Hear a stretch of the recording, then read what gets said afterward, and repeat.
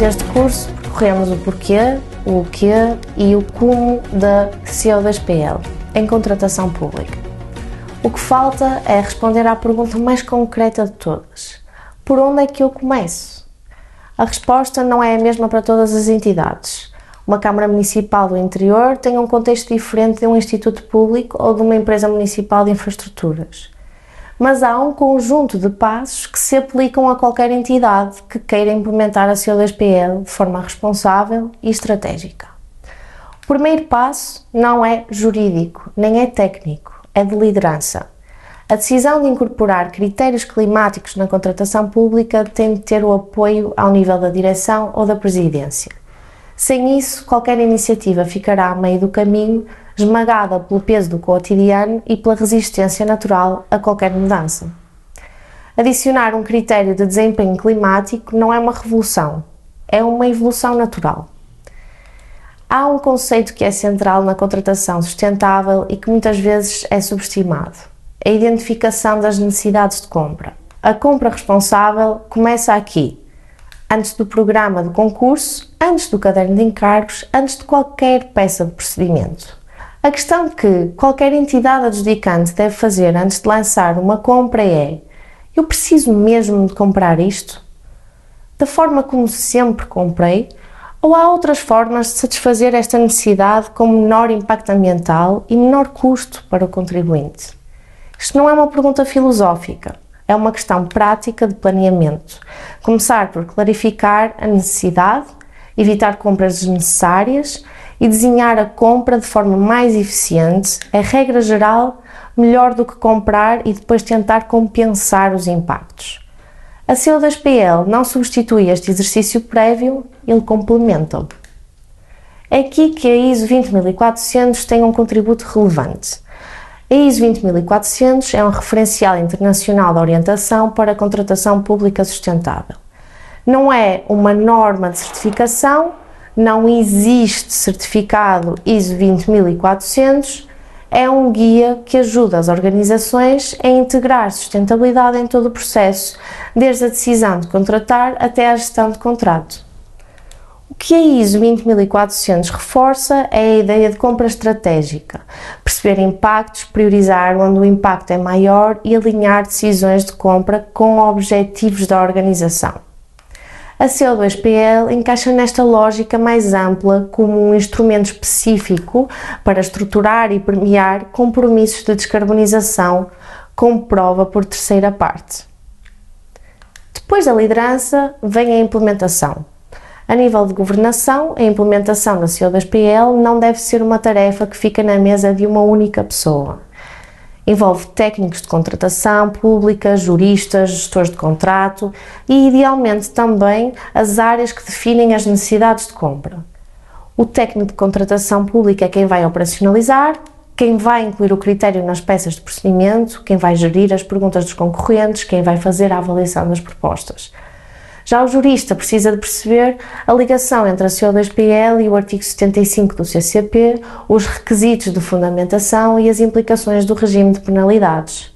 Neste curso, apresentamos essas linhas essenciais, mas há matéria específica que exige consulta aprofundada. O gestor de contrato é quem vai acompanhar a execução e interagir com o adjudicatário sobre o cumprimento deste compromisso, em caso da entidade adjudicante acionar o diálogo. Desta forma, deverá saber o que monitorizar e quando. Tudo isto já facilitado, uma vez que deverá ter por base a informação definida pelo normativo para a construção do dossiê do projeto a ser auditado. Antes de terminar este episódio, há um conjunto de erros frequentes que vale a pena antecipar. O primeiro é usar a CO2PL sem fundamentar a ligação ao objeto do contrato.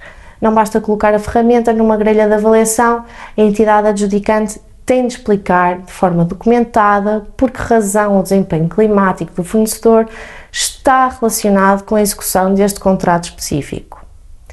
O segundo é calibrar mal as ponderações. Se a CO2PL representa uma fatia tão pequena da avaliação que na prática não influencia o ranking, estamos a criar burocracia sem impacto real. Se representa uma fatia tão grande que inverte qualquer diferença de preço entre propostas, cria-se distorção concorrencial. A calibração exige simulações com dados realistas. O terceiro erro é não pensar nas penalidades com antecedência suficiente. As penalidades têm de estar nas peças de procedimento desde o início, não podem ser decididas depois da adjudicação. E têm de ser proporcionais e dissuadoras. O quarto cuidado tem a ver com o mercado. Se lançarmos um procedimento com a CO2PL numa categoria onde os fornecedores não conhecem a ferramenta, nem sabem como responder, o resultado pode ser falta de concorrência ou propostas com compromissos irrealistas. Aqui, a consulta preliminar ao mercado e o envolvimento de entidades de apoio como aliados ajuda a mitigar este risco. Vamos, por fim, sintetizar um plano de ação para uma entidade que quer começar. Primeiro, fazer uma análise interna. Quais são os contratos de maior impacto carbónico? Empreitadas de construção, serviços de mobilidade, gestões de infraestruturas energéticas.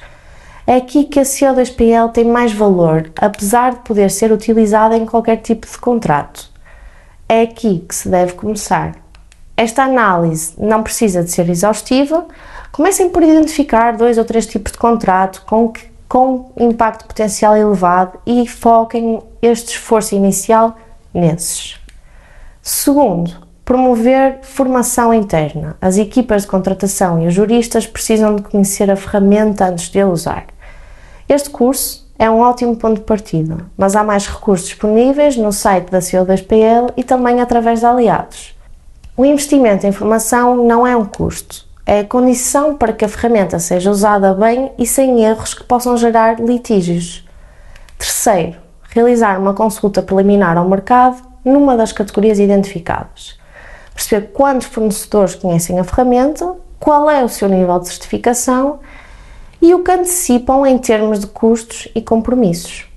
Esta consulta informa a decisão sobre que nível da missão é razoável premiar e evita que o concurso seja lançado num mercado que não está preparado para responder.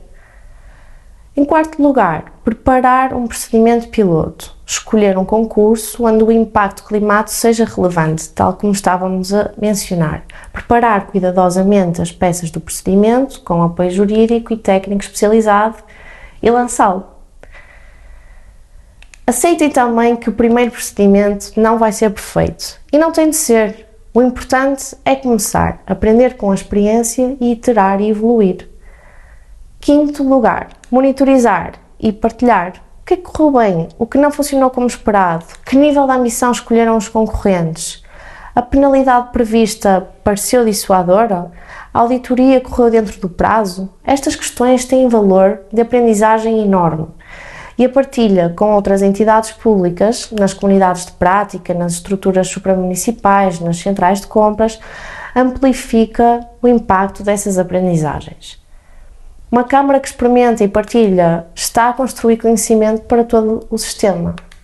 Por fim, e não me alongando mais, quero apenas deixar a nota final de que realmente há uma tentação que vale a pena resistir, a de esperar pelo momento perfeito, pela norma que clarifica, pelo procedimento que já está completamente afinado. Esse momento não existe e, enquanto se espera por ele, os concursos continuam a ser lançados, sem qualquer consideração pelo impacto climático. A mudança começa precisamente com decisões que, embora não sejam perfeitas, são tomadas por pessoas que percebem para avançar com responsabilidade até que, enfim, se possam tornar cada vez mais perfeitas. E avançar com responsabilidade significa exatamente o que discutimos aqui. Fundamentar bem, calibrar as ponderações, prever as penalidades, monitorizar e aprender com o que correr menos bem.